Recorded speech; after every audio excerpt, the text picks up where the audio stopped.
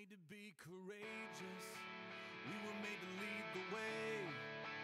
We could be the generation that finally breaks the chains. We were Hey made to everyone, be courageous. have you ever thought about who your neighbor is? No, I'm not talking about your next door neighbor.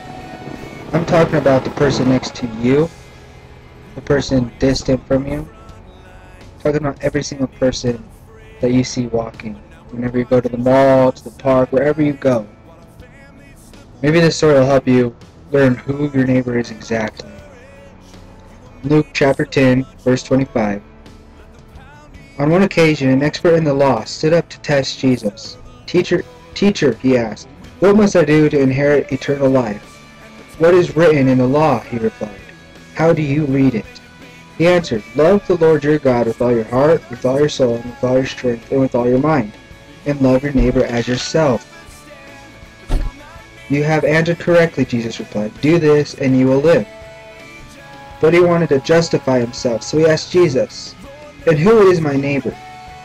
In reply, Jesus said, a man was going down from Jerusalem to Jericho. When he fell into the hands of robbers, they stripped him of his clothes, beat him, and went away, leaving him half dead. A priest happened to be going down the same road, and when he saw the man, he passed by on the other side. So too a Levite, when he came to the place and saw him, passed by on the other side.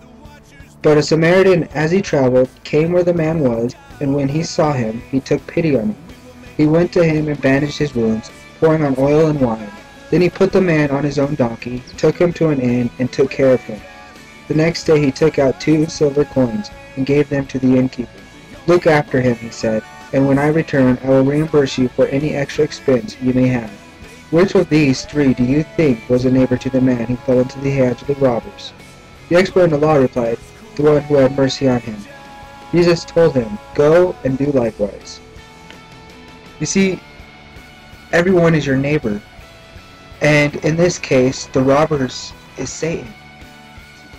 Satan has stripped us of our clothes. He has hurt us. He has wounded us. We are hurt because of what Satan has done to us.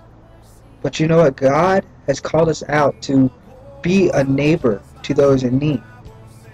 You know, we got to be courageous and step up to the plate and serve God, because that is what God has done. You know, God is a God who is merciful to us. He is a healer. He knows how to give us peace in a time of need.